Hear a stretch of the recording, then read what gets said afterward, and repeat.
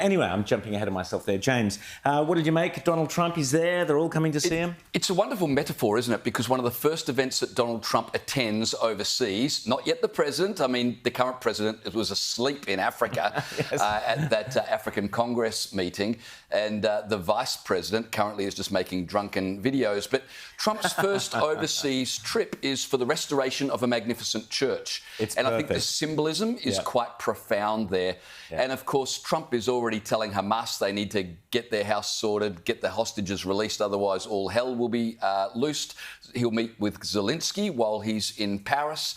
So Trump is already behaving not just like the president, but the leader of the free world.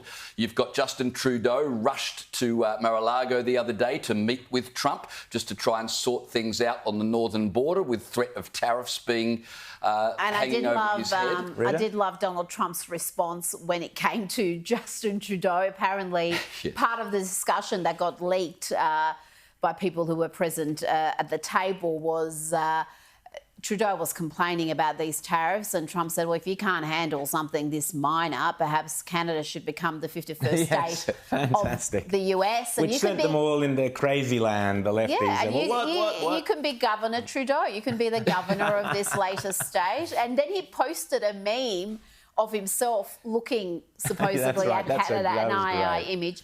And again, that sent the leftist media into a spin. But you know what? All the hysteria, all the... There it is. What a great shot. That's so good.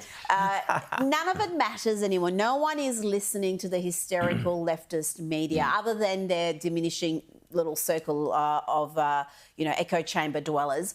The rest of the country, and the election showed that, because the coverage of Trump was overwhelmingly negative. 90% plus of the coverage of Trump was negative, and yet in the end, it didn't have the impact it would have had in previous elections. People have stopped listening. They have cried wolf too many times. Absolutely. And they just don't believe them anymore. There's a massive message here for Australia, and every Australian business person in particular, but every Australian has to realise that our coming election, which will be before May, could be as early as February, our coming election will either set Australia up to be right there as part of that renaissance of the West with the coalition government in place, on side with the Trump agenda, or we'll be like Luddites stuck in the kind of dark ages of the past. If we re-elect the Teals, the Greens and Labor, we are forcing this country to be shackled to the past, to be separated from the great renaissance of the West that is occurring.